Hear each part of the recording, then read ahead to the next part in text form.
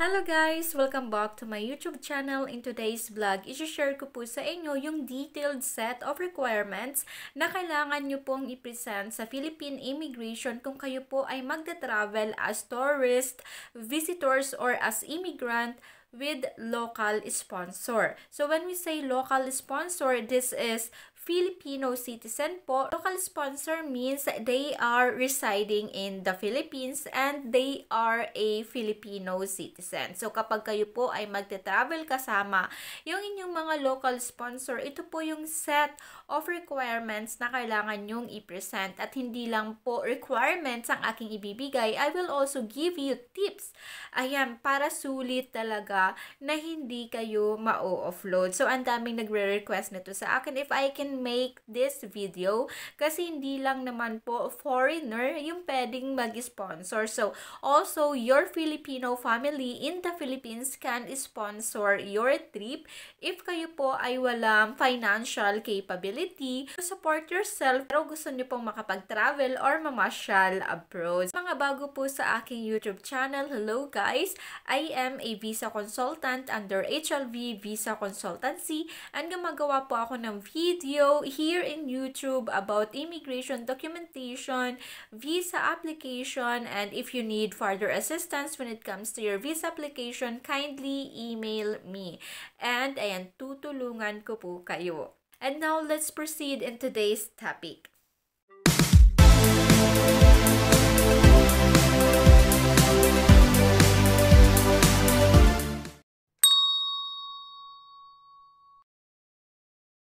And here we are, Philippine Immigration Screening Guidelines. So, ito yung kinakatatakutan ng lahat.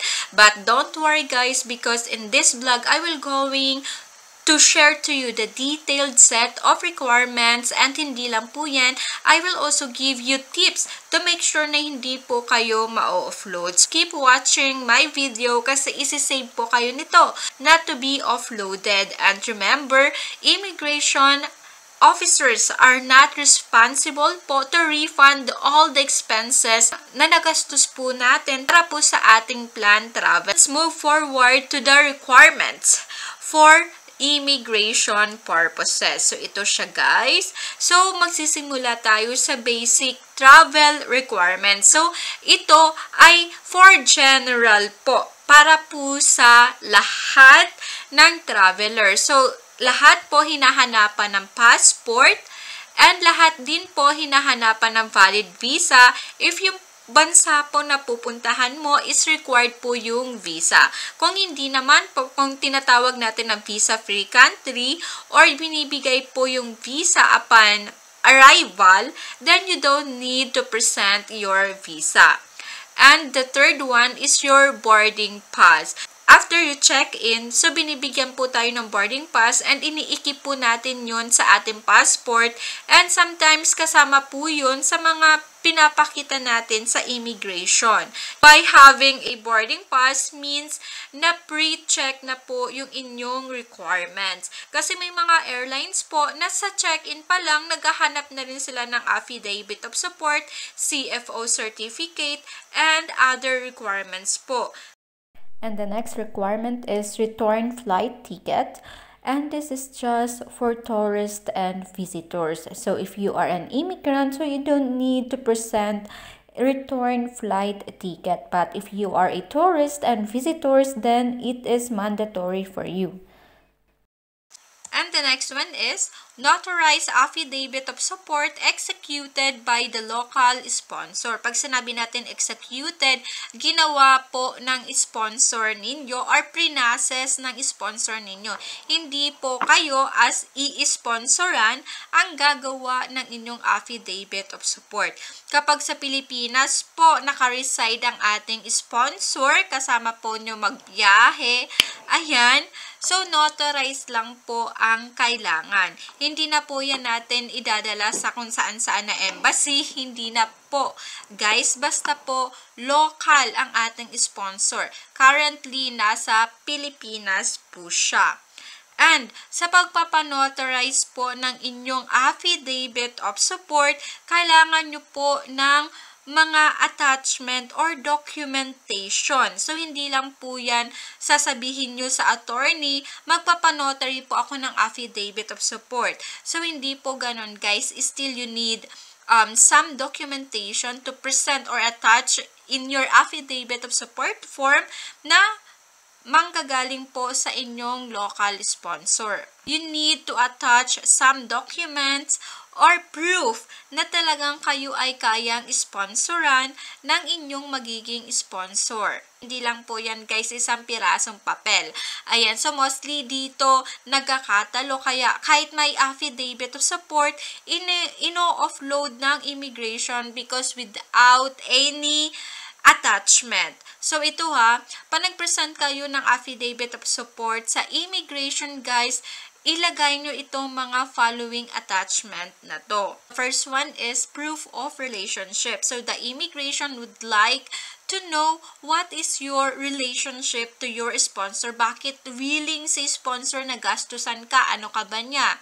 So, yung proof of relationship, guys, pwede kayong mag-present dito ng pictures nyo together. Ayan, ang sweet-sweet. Ayan, marriage certificate naman kung kayo po ay mag-asawa and yung asawa mo, in-invite ka, ayan, mag-honeymoon tayo sa Hong Kong, mamasyal tayo sa Malaysia, ayan, sa Singapore, marriage certificate po. And kapag mga relatives naman ang iyong mga sponsor, for example, pinsan, kapatid mo, ayan, lola mo, then birth certificate nyo po. Kasi doon po pinapattern ng ating immigration officer yung inyong blood relation. Kung talagang magkakatugma ang inyong mga apelyedo. Ayan guys. The other proof po na pwede nyong i-present is yung screenshot ng inyong messages or yung call logs. Ayan guys, yung mga pwede nyo magamit to show your relationship to your sponsor. And I would recommend na i-print nyo na po siya in one whole bond paper. Huwag nyo pong ipapakita using your phone and mag-scan pa po kayo ng inyong mga picture or any document sa inyong cellphone. Iwasan nyo po yan guys, na yung immigration officer po is sabihin sa inyo, ako na ang maghahanap kasi natatagalan sa inyo guys. Ayan. And baka doon po makahanap pa sila ng reason para i-offload kayo kasi guys, may karapatan sila na mag-check ng phone and messages in your cellphone. Ayan.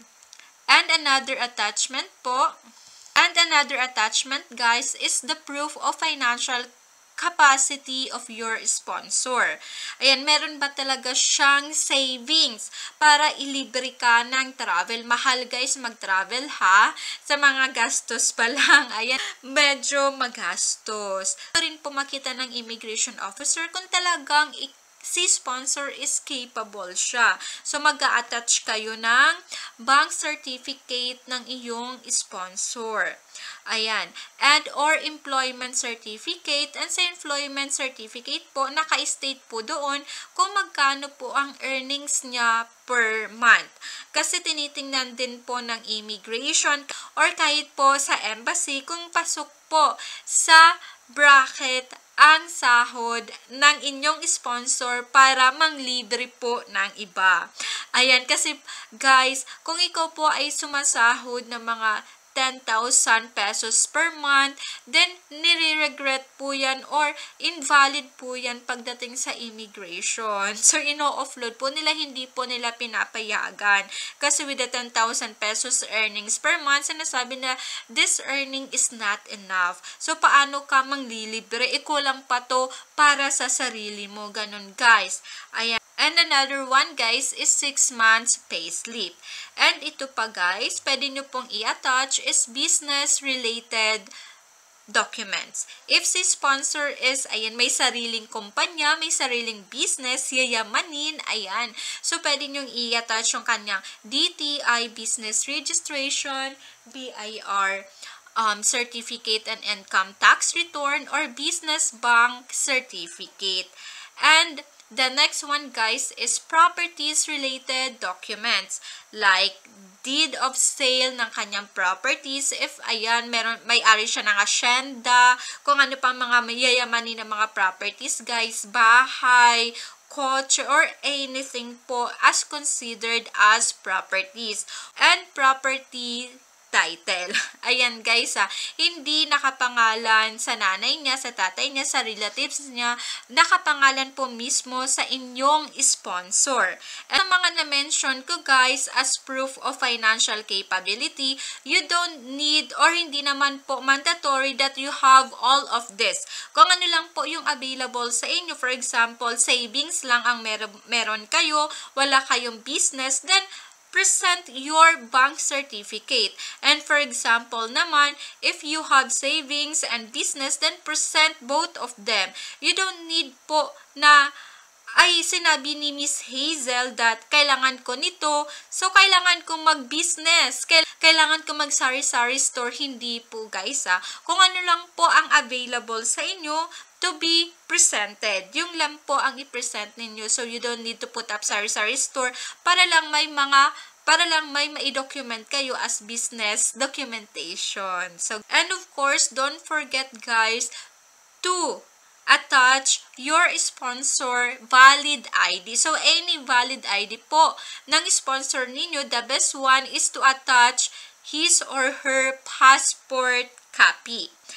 And if the sponsor naman po is an active OFW, for example, si nanay, si tatay nagbakasyon sa Pilipinas, they are OFW, and sabi ni nanay, ni tatay, anak, punta tayo ng Singapore, sponsor kita.